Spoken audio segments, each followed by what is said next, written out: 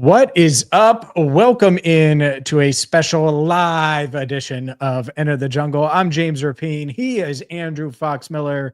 And there's like 1, 2, 3, 4, 5, 6, 7, 8, like 10 things we could cover on today's show. But we're going to record it live right here in front of you on YouTube. And then, of course, be around to answer some of your questions afterwards. Andrew, what do you think we're going to lead with? Have you looked at the rundown yet? I wonder. I did. I looked at the rundown. Wow. I need to make a shirt that I'll wear just like I looked at the rundown. Yeah. Well, you finally did your homework. Like, That's right. you finally, I'm ready. finally handled business. You're doing the little things. Did you get a haircut too? Plenty of things to talk about with Shemar Stewart, I would imagine. I'm just taking a shot in the dark. Oh, yeah. I think Shemar might come up. Shemar. It's bad when Shemar is coming up more than Jamar. It's usually not a good sign. Oh, gosh. Shemar. So, housekeeping items, right? For those that are not as familiar with us doing these particular Enter the Jungle lives, we take your questions at the end. We have to record for FanDuel Sports Network, Ohio. We will send that over to the TV station, all that, and then I'll edit it tonight. So we're going to be recording some segments, but we're going to be pausing. We're going to be chatting with you all. This is live. There you go. Did you just add Ohio to it? Just to be clear, I mean, there's FanDuel Sports Network around the country, and it's not all. That's what it is. That's what it is. FanDuel Sports Network. Done. Period. That's it. Me and Kay Adams are like this. All right. I don't know what you're talking about. I don't know what you're talking about. Who else? Who else do they have? I know they have Kay. They have some really good NBA stuff too. Anyway, like the national stuff that you're referring to. You don't need to add Ohio. It's just we're not the national yet. To be clear, anyway. Clearly, we're not going to. No. We're not kicking this off with the argument. We got yelled at last time for not just, don't bore us. Get to the chorus, everybody. Get to the show. Yeah. So from our banter to the Bengals banter and the Shemar Stewart banter, we'll get to it next. All right, Andrew, you ready? I am ready. Let me get the overlay here, just in case I have to use it in case we lose our recordings. Should I play the music? Do you want the music? Don't get crazy. I'm ready. Get crazy. Don't do it. Don't play the music. Don't do it. Don't risk it. All right. Counting down in 3. Shemar Stewart sounds off as he misses day 1 of minicamp for the Cincinnati Bengals, plus what Joe Burrow had to say about Trey Hendrickson, and much, much more right now on Enter the Jungle. Hi again, everyone, and welcome into Enter the Jungle. He's Andrew Fox Miller. I'm James Rapien. You can catch us every single week on the YouTube channel Cincinnati Bengals Talk, weekly on FanDuel Sports Network. We're brought to you by Garage Beer, and let's dive in, Andrew, because there's a lot to get to. And boy, oh boy, does the drama surrounding edge rushers really just, it's happening at Paycor Stadium right now. And we're going to start with Shemar Stewart, the Bengals' 17th overall pick. He's the first rounder this year in the 2025 NFL draft. He remains unsigned, and he is the only rookie that isn't participating in minicamp or any of the offseason program. He hasn't done any on-field drills, only healthy rookie for that matter. And it's all because of his contract. And the Bengals are one, at least as we're talking right now, one of 5 teams that have not signed their first-round pick. Travis Hunter, 2nd overall, and then a bunch of players that were drafted after Shemar Stewart haven't signed. That alone, just knowing before we hear from Shemar that he was going to miss, when you found out Tuesday that he wasn't going to get a deal done, that he was going to miss minicamp, what went through your mind? I was not surprised. Now, it felt like, hey, just more of what we've continued to deal with throughout this offseason. I've said it before and I'll say it again. I will be more nervous as we get closer to training camp, but it is unfortunate that he's not participating in the mandatory minicamp on the field because he needs it. Any rookie needs it. So, and then he comes in and sounds off, as we've said. Yeah. And I think that's where it's really interesting to me. Is not only do you have his dad speaking out a few weeks ago, and it's something that we covered on BengalsTalk.com and did a video on Cincinnati Bengals Talk, to everything that's gone on behind the scenes. There's been national articles and all of those things. But then after missing Tuesday's practice, and he was there, he was physically on the field, but not participating in Tuesday's session. And then to be very blunt, not run, not shy away from not just the tough questions, but the tough topics and sort of going after the Bengals. I thought it was interesting. Here's Shemar Stewart on Tuesday. Rookie minicamp will be over at the end of the week. I feel like I assume it should be done between now and then. I hope they get back on the field tomorrow. That's what I'm planning to do. But as in how far I'll take it, I mean, it just depends. Like, in my case, I'm 100% right. I'm not asking for nothing y'all never done before. But in y'all case, y'all just want to win an argument instead of winning more games, in my opinion. I know business is business and football is football, but have the veterans said anything? Has there been any reaction at all with your situation? It made it very easy when the people in your locker room say you're doing the right things, especially the star players. Just put it as that. So stars in here, I'm not asking names, but stars have said, do what you're doing. Yeah. Stars give Shemar Stewart the A-OK for what he's doing. Your reaction to multiple quotes there. The star one stuck out to me, and I think it was because I was the one who was having the back and forth. But then the winning arguments instead of games thing, rookie just calls out the Bengals.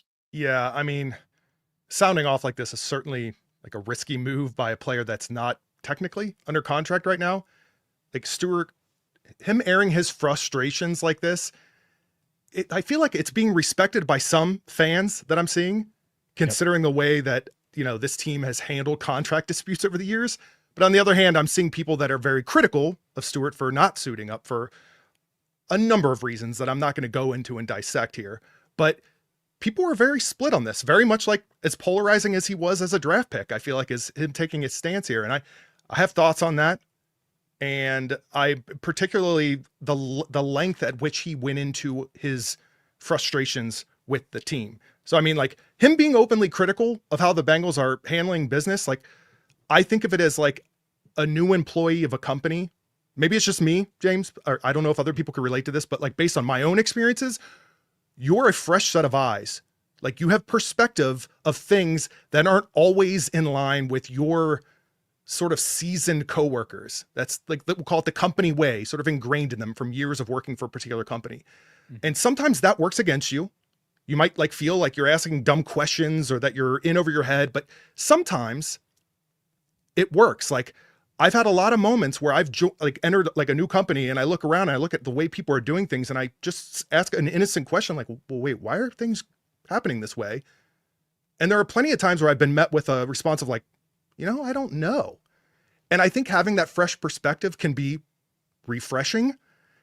And I don't know, I'm getting that same vibe to a certain degree with Shemar because he's walking in as a rookie that hasn't even stepped on the field. And he's like, wait a minute, why are we doing things this way? So I can appreciate this at some level with that in that regard. What is it you say you do here? Is certainly the vibes that I just got from you. I think most of our viewers probably won't get that, but I know you would. Look, the Shemar Stewart thing, it's frustrating because he should be on the field. Yep. And when I say he should be on the field, he would agree with that. And it's always something. And so there are going to be some that say, oh, well, he should shut up and just play. And he's a rookie and you got to earn. The Bengals are trying to do something structurally that puts his guaranteed contract in a bit more question than Amarius Mims had in his deal. And let's say he gets into a fight right on the field. He's defending Trey Hendrickson. Let's say someone blindsides Trey and then Shemar goes after him and Shemar gets suspended for a game. That could void his guarantees. That's the part of it that people don't understand. It's not just getting into super trouble off the field or something like that. And this is a clause that the Bengals haven't put in these contracts in the past for Myles Murphy and Amarius Mims, their past 2 first-round picks, and they're trying to now. And Shemar's saying, no, I don't want that. And so that's the holdup. That's a really, really high level. Agents will get in more depth and all of those things, but that's the really high level part of it. And so I don't know when this gets resolved. Maybe it's tomorrow, but if the Bengals are dug in and Shemar clearly is dug in, I mean, having him talk this way, one, keep it up, Shemar. I appreciate it. Because it is pulling back the curtain. I mean, he's saying all of this stuff. He's not blinking, not flinching, and saying, yeah, stars on the team have said that I need to keep doing what I'm doing. I can't believe that they haven't signed me. I'm 100% right. In all of those things, it just it's like, wow, we'll see. I agree. I think something needs to get done. It should just get done. He's missing valuable reps this week. Bengals, get it done before training camp. We'll see if that happens.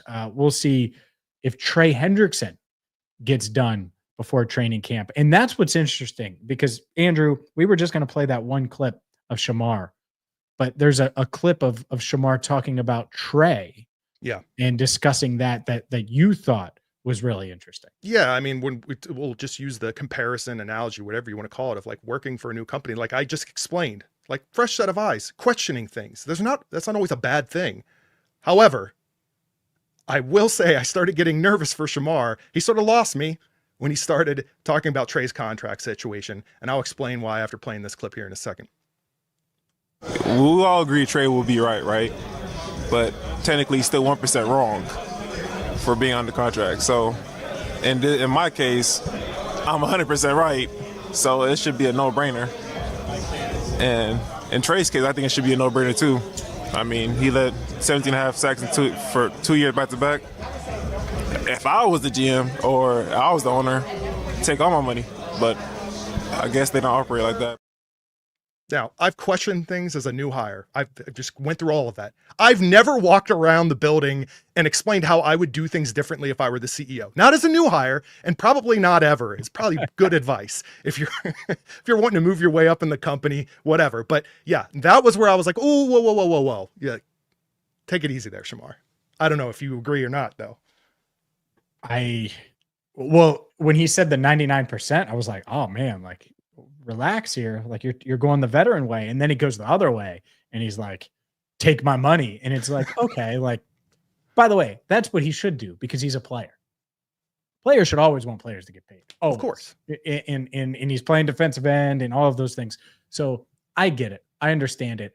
And what I wonder is when the Bengals, and you better believe that by now those comments have reached the front office, does it do anything? Does it change anything? Do they feel it at all? That's the question. And if they do, well, then maybe they tweak their stance on Shemar. I would bet something still gets done before training camp, but he's missed a lot of on-field reps. And the one last thing on Shemar before we get to what Joe Burrow had to say about Trey Hendrickson coming up in just a second is he was asked about Zach Taylor. And hey, have you had good conversations with Zach? Because that's something that a lot of these veterans have said. Oh, Zach's always been great communicating. Shemar was like, I always talked here and there. And I wonder if that's because he's a rookie and because Zach's got a lot going on. Or I wonder if this is just kind of uncomfortable right now. I don't know. I just, that's something to watch as things go on. But from one contract hold in to a guy that didn't show up at all to mandatory minicamp and is not going to show up until he gets a new contract. Trey Hendrickson. Hear what Joe Burrow had to say about Trey Hendrickson next on Enter the Jungle. Welcome into a live edition of Enter the Jungle here on Cincinnati Bengals Talk. What's up, everybody? That number's creeping up. We're getting 600 plus people watching right now. Across appreciate platforms, each and every one of you. Appreciate each and every one of you. Yeah, cross-platform. Stop being what are you doing?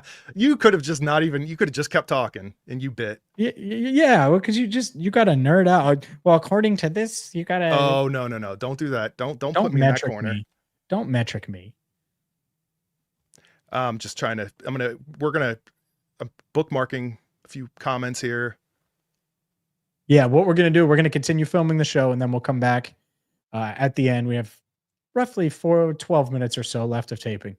And then after that, we'll come back. We'll answer some of your questions. We'll chat a little bit. But yeah, oh boy, I did not have Shemar Stewart. I did not have Shemar Stewart as our lead. No, today. I did not think that was going to happen. I thought it would be Joe or Trey, a mixture of both. maybe some Germaine Pratt. We're not even really going to get to Germaine Pratt today. A little bit, but not much. No. So, Yeah. All right, you ready to go? I'm ready. All right. Welcome back to Enter the Jungle. I'm James Rapien. He's Andrew Fox Miller. Catch us every single Tuesday on the YouTube channel, Cincinnati Bengals Talk. And, well, yeah, we are part of the Big Play Network. Andrew, let's dive into something Joe Burrow had to say on Tuesday. And he talked, by the way, shout out Joe, talked for a second time during the offseason program after day one of minicamp on Tuesday for 17 plus minutes and really good stuff. I was the one, I felt like I was the only one for a minute. And I some other questions were asked. I think Kelsey asked one and one of the TV reporters asked one, but I was like the Trey Hendrickson reporter on Tuesday. I kept asking Joe about Trey Hendrickson and some interesting comments when I asked Joe about Trey not being. I mean, you mentioned less distractions with Jamar and T having agreed to deals. Is Trey not being here or his deal not done? Is that a distraction? Of course. Last year we had 2. This year we have 1, so we do have less. You'd love to have none, but that's life in the NFL. We're all supporting Trey and would love for him to be back. Have you let yourself think about the possibility about Trey not being on the roster this year? Obviously it's a possibility. It's not one that I think would make us a better team. So we'll see what ends up happening. I don't know what's going to happen. I wish I had an answer for you, but we'll see. It's not one that would make us a better team. That's it. The Trey Hendrickson stuff is that simple to me. Because I'm looking and I was like 3 feet away from 28-year-old Joe Burrow in the prime of his career. He had just got done, not just with practice, but having another 20-minute throwing session after practice, getting extra work in, talking about how good he's feeling and all of these things that we're probably going to cover in the upcoming weeks. And he may be prepared to play the best ball of his career, but not having a star pass rusher and not having your first rounder side. So Trey Hendrickson, who will obviously start, and then Shemar Stewart, who I think is the favorite to start on the other side of the defensive end, not having either of those guys on the field, participating anything, and having your star openly question, will Trey be on the team? Will he not? I'm not sure. It's a wild place to be in, Andrew. And it doesn't feel like anything is imminent, because if something was imminent, I think Joe's tone would be a bit different. It wasn't different. I think he's really wondering if something's going to get done. What would be the closest in Joe's career in the NFL with the Bengals? What would be the closest thing to this in terms of immediate impact player, Pro Bowler, top of your offense or defense? Like what, Jamar being a hold-in, is that the closest he's experienced in his career that up to this point? Well, Jesse Bates missed the first week or so of camp. And so that would probably be the one. But Jesse, he didn't want, he kind of like T last year, like wasn't going to make it ugly. Yep. Could have went the trade route and really pushed and was on the tag and all of those things and didn't, and showed up long before he needed to and was in great shape and hit the ground running. Like with Trey, he has no leverage. I hate to break it to you. He has to make them feel his absence. Like that's his only leverage. And I think that's why Joe's delicate about this, is because there may be a time where he really puts his foot down and says, man, they better sign Trey. But you got to pick and choose when you're going to do that. And I think he's kind of hoping something just happens and it doesn't get to that point, because his words carry a lot of weight. He has a lot of power within the organization. And Trey clearly is unhappy with how things have gone. Let me ask you this. Can they win a Super Bowl without Trey Hendrickson this season? I mean, the short answer is it possible? Yes. Would I bet on those odds? Like, absolutely not. What would you, how realistic is it that their defense is average to above average with Trey versus without Trey? Like, it's a significant drop off. It just is. It is. It is. Yeah. I mean, you almost have to depend on it. It's what we talked about all last season. We just need the defense to be average. Well, now every starter, at least minimum, has to be average. Hmm. And that's asking a lot, like every single game without Trey Hendrickson. Because you lose that sort of that explosiveness, that the literal and figurative edge. You know what I mean? So it's stranger things have happened. Somebody could break out. Miles Murphy's got a lot on his plate now that he could work. I mean, like there's a lot of potential there.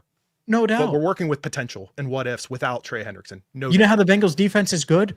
If one of those guys breaks out, plus Trey Hendrickson is there.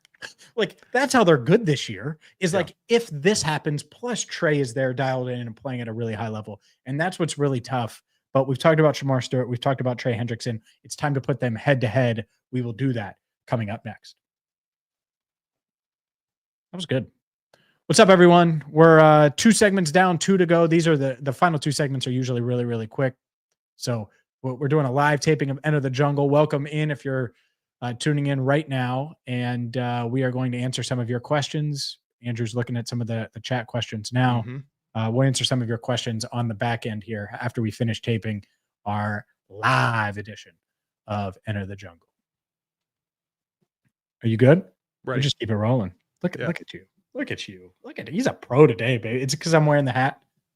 I I'm wearing the hat.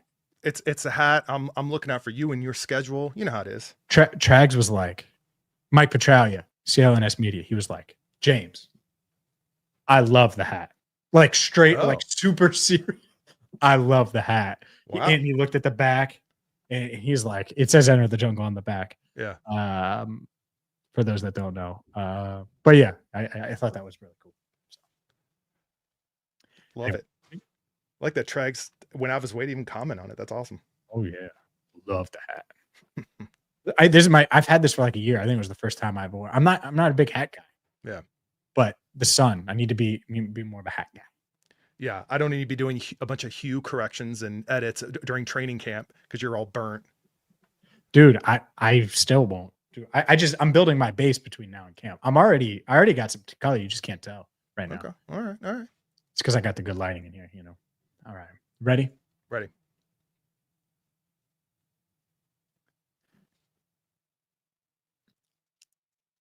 Welcome back to Enter the Jungle. He's Andrew Fox-Miller. I'm James Rapien. And we've spent a lot of time on Shemar Stewart, the Bengals rookie who's unsigned, not participating in minicamp. And we spent a lot of time all offseason on Trey Hendrickson. We heard from Joe Burrow on Trey Hendrickson recently, a few minutes ago.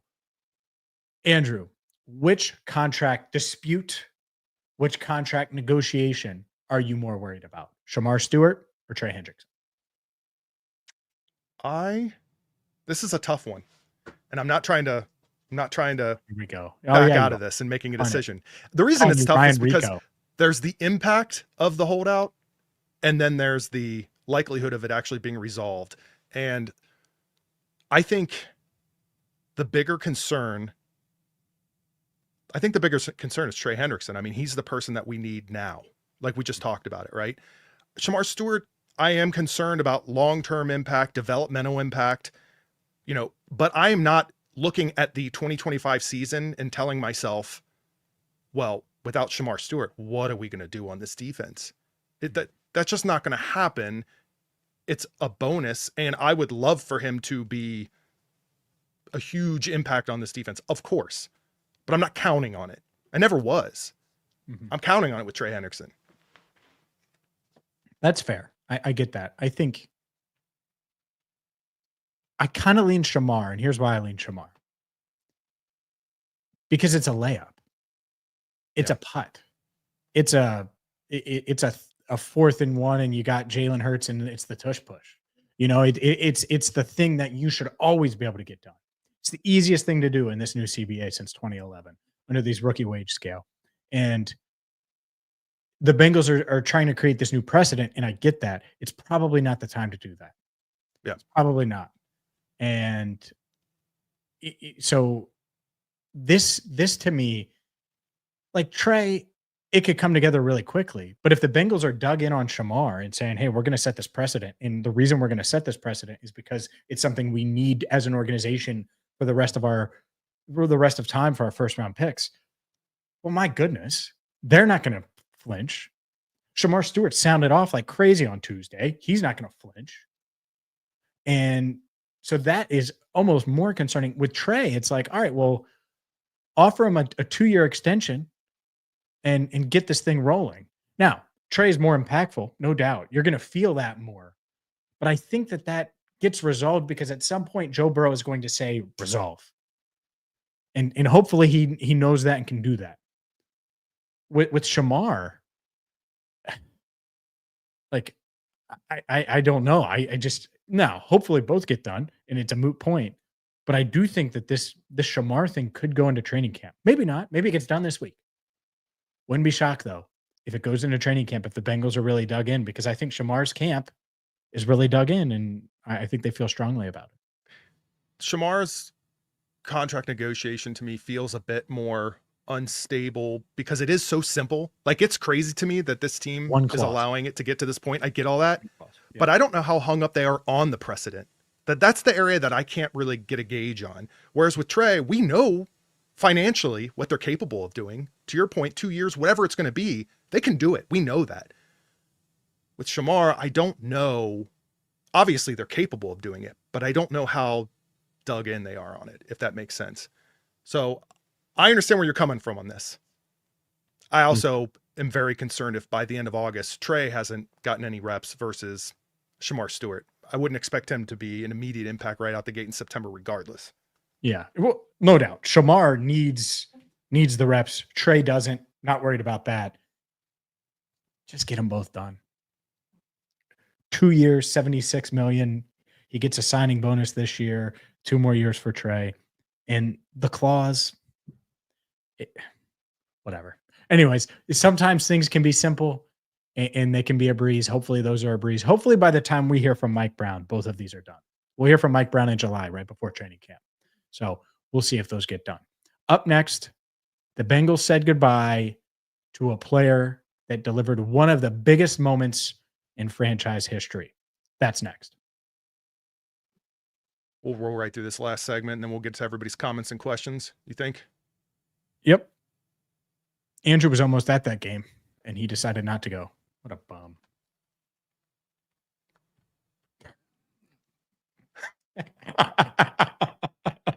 Oh, you. Yep. That's right. I was there. Never a doubt in my mind. Of course. You know where I was? Right here waiting for you to send me all the videos. That's right. Where I was. How's that chair? Company man, James. Just like That's I right. said. Hey. It's worked out. It's worked out. All right. Let's knock this out. All right. The Bengals said goodbye to Germaine Pratt this week. Welcome back to Enter the Jungle. He's Andrew Fox-Miller. I'm James Rapien. And the veteran was released. It's something that we saw coming for months now, Andrew. The Bengals saved over $5.5 million in cap space. They drafted Demetrius Knight and Barrett Carter. We knew that this was going to happen. We weren't sure when. It happened the day before minicamp and officially on Tuesday morning before minicamp started. What's your fondest Germaine Pratt memory? Yeah, let's keep it all positive here, of course, because we could go on and on about his play, the missed tackles and all. Here's what I will remember Germaine Pratt for. Obviously, interception against Raiders. It wasn't just iconic because of it ending a 31-year stretch, right, of 0 playoff wins, but it also, I feel like it gets kind of lost in it. It also served as this part of like the essential highlight reel that led to the team winning the AFC Championship, reaching the Super Bowl. It's always going to be ingrained as part of that piece of Bengals history, no matter what. And for obvious reasons, that will always be my Germaine Pratt memory. Yeah, the one for me that really stands out is in 2022 when everyone was like, oh, the Bengals have the Chiefs number. The Chiefs were rolling and probably about to beat the Bengals at Paycor. And Germaine Pratt strips Travis Kelce. The Chiefs are rolling. It looks like they're going to strip Travis Kelce. And it's a small play when you think of what you just said is the Raiders play or some of these huge plays. He had an awesome one-handed interception on Brock Purdy on the road in that complete win against the 49ers. But that play won them the game. And he was known for so many of those. I was watching, it was on there the other day, the Denver Broncos game from last year. He had the interception that put them in position to win at the end of regulation. And then things went crazy and they found a way to win in overtime. But Yeah, Germaine Pratt taking over, forcing turnovers. And I got to be honest, I watched this guy evolve from in 2020 being a guy that I didn't think was going to matter. I mean, they got crushed early in the season on defense, especially. And for him to evolve into a guy that not only mattered, but got a second contract and had huge plays. Obviously, the Raiders play. Congrats to Germaine on a heck of a run, 6 years in Cincinnati. By the time you see this, who knows? Maybe he will have signed a new deal elsewhere. That's going to do it for today's episode of Enter the Jungle. Make sure you check us out weekly on Cincinnati Bengals Talk. And Andrew Fox Miller, I'm James Rapien. Thank you so much for watching Enter the Jungle. Yeah, so that week 2 in 2020. So I just get back on the beat. They lose to the Chargers. There's no fans at Paycor. Then I go up to Cleveland, and they get ran through. Kareem Hunt and Nick Chubb run all over them. And who was the Browns fullback in 2020? Browns fullback 2020. I'm going to find it quickly. Because the fullback was running through Jermaine's face. I mean, there's really no other way to put it. He just kept running through him. I'm going to find it at some point here. I'm reading all your comments, everybody, while James is pulling that up. I'm queuing up a bunch here. Oh, so. Andy Janovich. So Andy Janovich just owns Germaine Pratt. And then after the game, DJ Reader is like losing his mind because Joe throws 61 times. He's 37 of 61 for 316. I think he had 3 touchdowns. He threw touchdowns on Mike Thomas. And like it was wild that he kept them in that game. They had no business being in that game. And DJ Reader loses his mind. Like, we are playing so soft. And I was like, man, I wonder if Germaine, because he was a big part of that, can recover. Logan was a rookie. You have no idea if he's going to be good or not. And I was really wondering about Germaine. And he figured it out.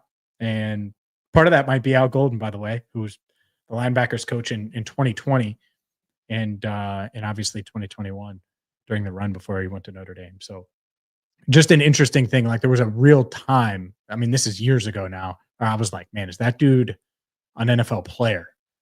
Because Andy Janovich owned him and was running through him. To not only is he an NFL player and he got a second deal, but obviously he's going to get a third deal as well. So, yeah, and I think he's still going to have overall a successful career even after the Bengals. Not saying he's going to be, perennial Pro Bowl or anything, but I think you saying the Bengals made a mistake. No, I'm just saying. Well, no, I'm not for what he was getting paid. No, but I think he's going to contribute to any team he goes to. You're saying they need the money. Yeah, listen to you. Let's see here. I'm looking at a few comments here. Hey, man, what you want? By the way, you're saying they're broke. Speaking of Shemar's contract discussion, we kind of talked about this, but to kind of go back to that, James, if you want to elaborate a bit, but referring to the clause as a behavior clause, I think it's not a behavior. It's not a behavior clause. It's a way for teams to get out of guaranteed. It's a way for teams to get out of the guaranteed deal. Boom, like that. This idea that it's a behavior clause is not true, and that's a silly way to put it. So you're saying that Dan the Man is silly? Is that no? No, a lot of people viewed it that way. Like, oh, well, does he want to do all these crazy things? And it's like, no, but you're also not putting yourself in that position, because if he gets suspended for a game or anything happens, it gives them cause to void his guarantees. Right. So, and there's this element of, and by the way, there are teams that have done that and have gotten first round picks to agree to it, but then they give more money up front. Right? Because if you give more money up front, you're not as worried about the guaranteed money in future years because the money's up front. You already got it. Right. So that's the difference. If the Bengals really want to set that precedent, well, then give more upfront money. They don't want to do that. They just want to get that precedent in there just in case, which I get why they would want to, but I also get why Shemar's like, hell no, I'm not doing that. I'm not so much worried about Shemar or the second contract. I'm not thinking that far ahead.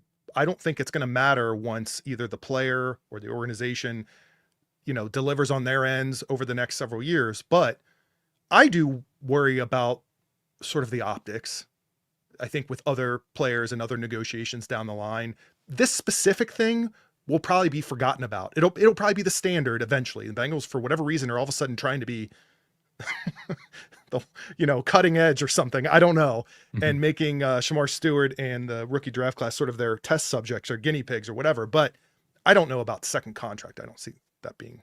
Let's hope that is a problem, right? Let's hope that there is a second contract that really needs to get done and everybody wants. Yeah. So one thing that he did say is like, no, I'm hoping that this is a long-term thing. I think he's frustrated though, because he does want to play. And I get it. And his people are saying, no, don't agree to that. And that puts him in a tough position because he's the one that has to answer that. It's not like we get to interview his agent every day and then interview Mike Brown and Katie Blackburn every day. Right. So that's what's tough. Speaking of interviewing people about it, James, do you know of anyone for that matter asking Mims, Murphy, etc., if they tried doing this with their contract, they being the Bengals front office, that tried doing that with their contract clause? Has this been brought up before, but maybe they're being more persistent about it this year? They've never used it in the past. And so have they at some point? Maybe. But the reason why I would say no is because Mims and Murphy were on the field. Right. And so because look, Shemar's not signing. The reason Shemar isn't on the field is because he didn't sign the injury waiver. The reason he's not signing the injury waiver now is because he doesn't want to give up. And he said this today. He doesn't want to give up the leverage. And he didn't say it like that, but he doesn't want to give up the leverage. And the leverage is, I'm not practicing until we get this deal done. Why? Well, what's the holdup in the deal? He doesn't want to give up the leverage of, I'm practicing, so I might as well, he doesn't have much. What he does have is, I'm not going to yet because he knows the holdup.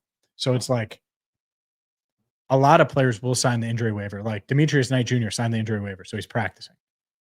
But the holdup there is 2 second-round picks. The first 2 second-round picks this year signed fully guaranteed deals. And so no other second-rounder has signed.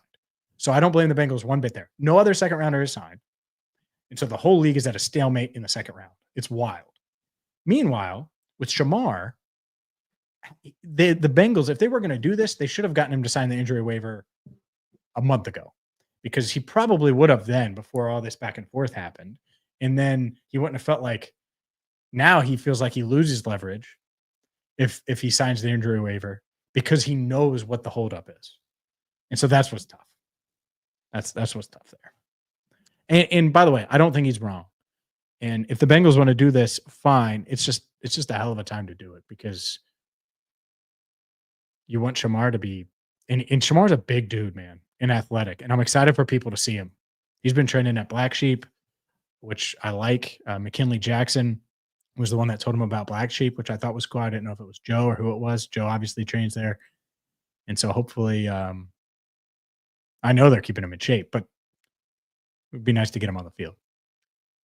A good something that we didn't really get to for recording Enter the Jungle, but I know Jay Morrison did a piece on BengalsTalk.com talking about this. The idea that they kept Germaine Pratt around as long as they did, the timing in which they ultimately did what we consider to be an inevitable move in releasing him.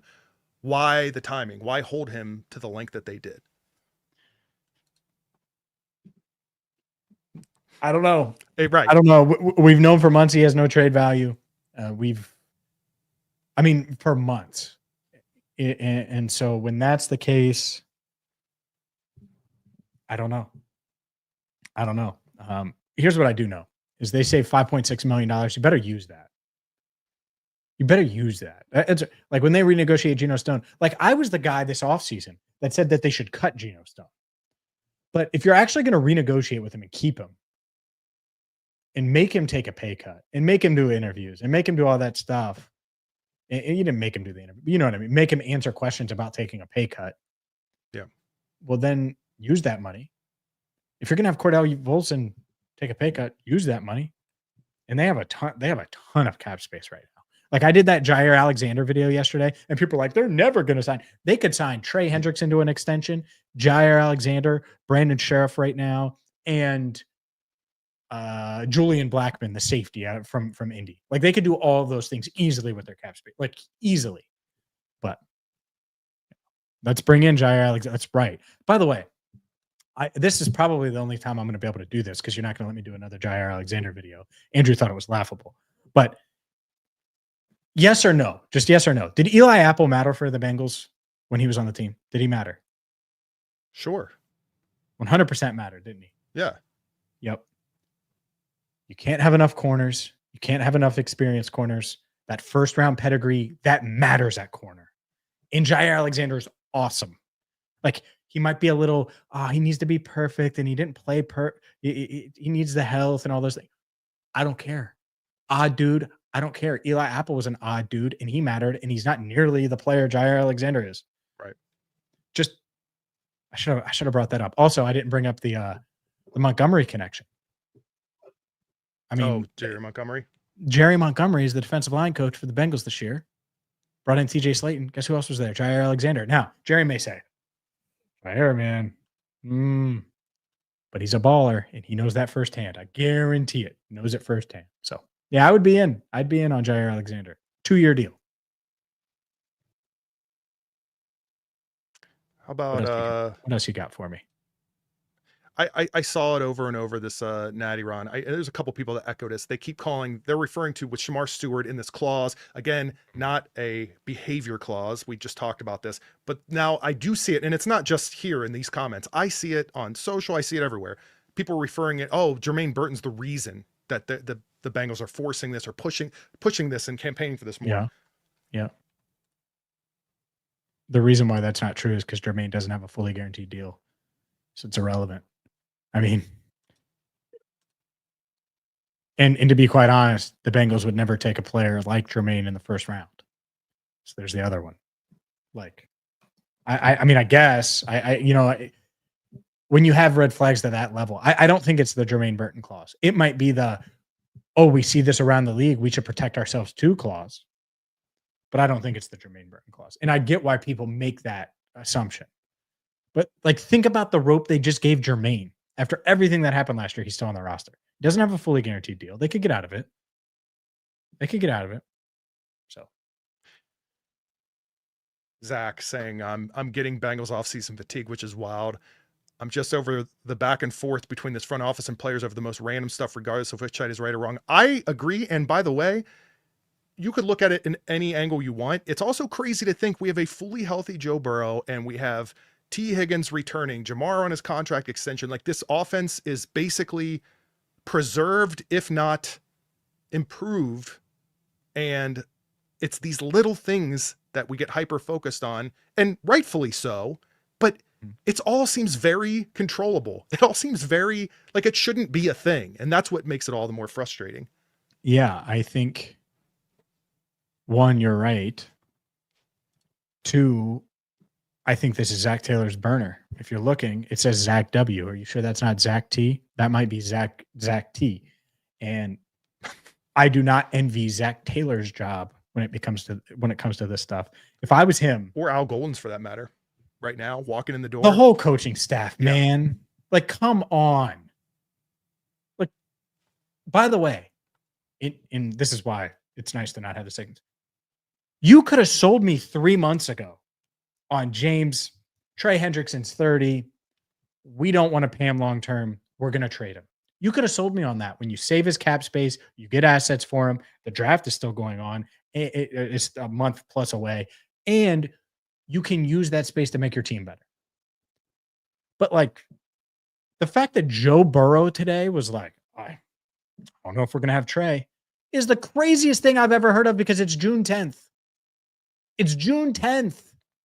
What do you mean you don't know if you're going to have Trey? What if Trey doesn't show up? Are they going to sign Zadarius Smith to rush the passer? What are they going to do? I saw a defensive line today that was Miles Murphy, starting defensive line. Miles Murphy, Chris Jenkins, TJ Slayton, and Joseph Osai with Cedric Johnson. It's the next guy. Those are your five, because BJ Hill was hurt. Miles Murphy was in there. Shemar Stewart not practicing, and Trey Hendrickson not there. That is bananas, man. That cannot happen. So yeah, got to get done. Got to find a way to get it done. those are the decisions. We've been talking about this for months. In January, it's been 5 months, Andrew. Those are the decisions you make when you have meetings in January and in February. And then maybe you go to the combine and you get an idea of the draft and prospects. And then you pick one. You should have already been open to trading him by then if you decided that route at the combine, because that's where a lot of the conversations happen. And then you pick a lane and you go. You can't do this, whatever the hell they're doing. I don't even know what it is, because it's not like half in and half out. Because if you were half in, you'd at least get the rookie done. I don't know. It's a weird situation. Tim Lyons with the real questions here. Andrew, how hard is it to work with James? Do it.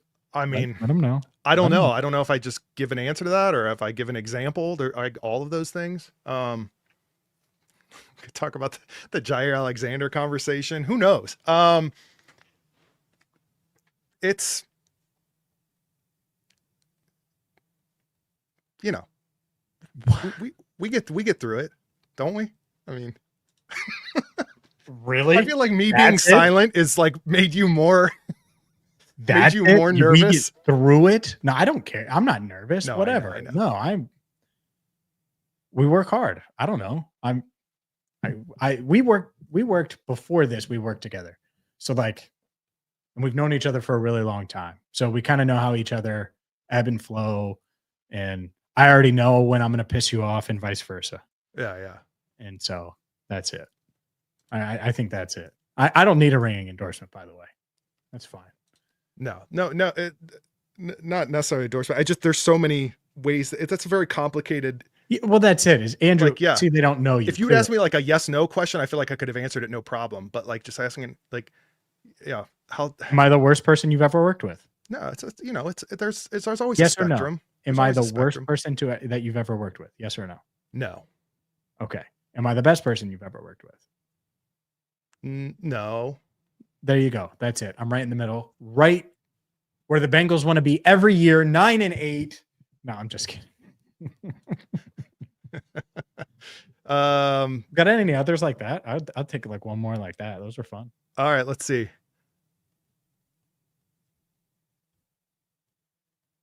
Some of these questions, man, such a real answer. Yeah. So that I'm not going to sit here and dwell and dig into this, but I do want to point out, like the most recent time we disagreed was the Jair Alexander video. Like he sent me a message like, I want to talk about Jair Alexander. I was like, and I wish we would have recorded that whole discussion, because I basically like knew it was going to happen, but I had to yell about it. I was like, James, why are we talking about Jair Alexander? People actually think that we yell. That doesn't happen. You did not yell. And I sat there and I was like, listen, you do realize as you're recording that video, do you know what the Bengals are doing? They're not talking about Jair Alexander. It's not happening. If anything, one person brought it up. What did I say? I said one person in the front office, and they sat in a meeting. One person brought up because they had to, for whatever reason, checked a box, and then they were like, what's for lunch? Because we've exceeded our bandwidth for the day. It's enough work, everybody. We got minicamp in front of us. And I was like, do not do this video. And he did it. So there is one fun example. But I knew it was going to happen. I wasn't mad about it. Yeah, I did the video. Absolutely. So yeah, usually that's it. Is Andrew's like trying to talk me out of like something. Usually it's that. Trying to talk me out of something. You know what he didn't do? Which was nice. Sleeveless shirt, gym day yesterday. Pratt news drops. You didn't talk me out of doing cell phone video. That worked out pretty well. Literally, I'm like this. Cell phone video. There we go. Cell phone video, van, talking. Worked out fine. And it's also because I knew I could run your audio through and clean it up. Oh, no, I knew you would. I knew you would not use the same one. Andrew pushing James to drink. That's right. Yeah, well, it's garage beer plug. Serves two purposes, that comment. Mm-hmm. Appreciate it. Can we win a season opener? Yes, we can win a season opener with Zach. It's called 2021. Remember it? It can be done. Jamar Chase was a rookie and people didn't think he could catch. I do see a lot of Burton things coming up, so I do want to make sure I squeeze one of these in here. Do you feel like there's a notable difference in Burton's character and presence in the locker room? New haircut. I saw that. Yeah. I think the hair looks fresh. We'll see. It's just so early. And we'll see. I think. I saw good Germaine last year. at times. Like when he Yeah. came in from the draft and he chopped it up with us for like 30 minutes. Yeah. And I was like, man, like he wants to prove it. He understood all this. And then like a couple weeks later, it didn't feel the same. And then you start to hear things. And then offense wise, when camp starts, they're not using him in the slot anymore. And he's just outside. And okay, well, that's just a playbook thing. And then it just continues. We'll see. I hope so. I hope so. Would love for it to happen. He's a really talented kid. I don't know why you'd root against someone like that. Hope it happens. Yeah, I mean, I would imagine from what I've seen, there's a notable difference in him right now, is what James is saying and what I'm saying. But I would add to that, it's like anything. Any person you have a relationship with in life, a coworker, an employee, anybody, do they come in sometimes after they have a talking to? Do they change their ways? Does it look promising? Yes. Is it sustainable? Can they stay on that path? That's where we're at right now. So yes, different now, different, like what James is saying, in a month or two. That's what we need to see. Can the habits be broken for the better? Yeah, that's it. That's it. And we will see. Can your bad habits working with me be broken for the That's better? right. That's the question. That's right. You have any more, or we bounce them?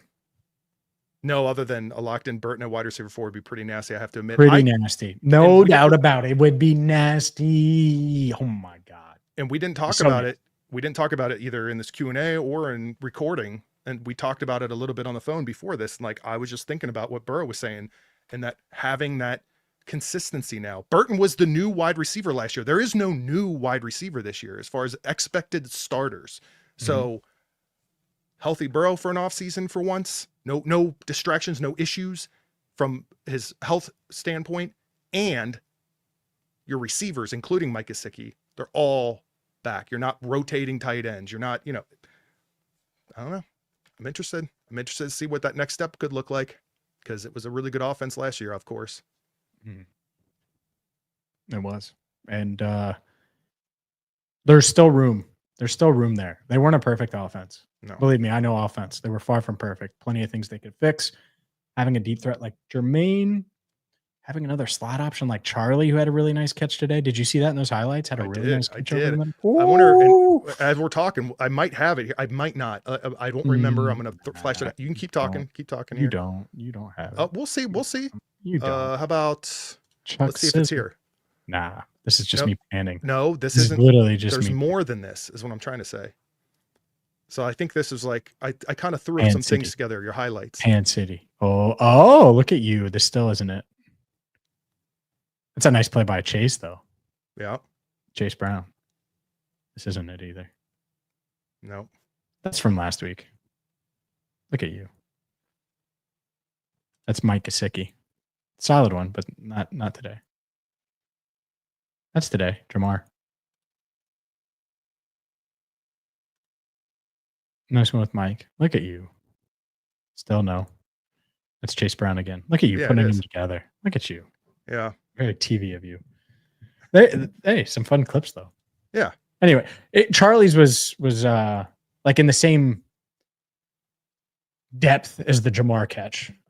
Different part of the field, different route, all those things, but same depth field wise. So, all right, that's going to do it for a special live edition of Enter the Jungle. We're going to have you covered literally throughout all of minicamp. Make sure you check us out wherever you get your podcast, by the way. So Amazon, Spotify, or Apple. Literally search Cincinnati Bengals Talk there and hit that follow button because, well, like Joe Burrow talked today for 17 minutes. It's really fun to listen to. Obviously, a lot of people watching it. Shemar, a lot of people watching it. Easy to listen to as well. Tim, appreciate you. Thank you so much. Shout out to Chick Ludwig as soon as he's talking about that. Yeah, see, Chick Ludwig's got my back. Chick Ludwig, Chick Man, Chick Magnets. Ask Tim Lyons is a Chick Chick Ludwig man. the same question when it's like working with James. Let's see who gives the better Love answer. it.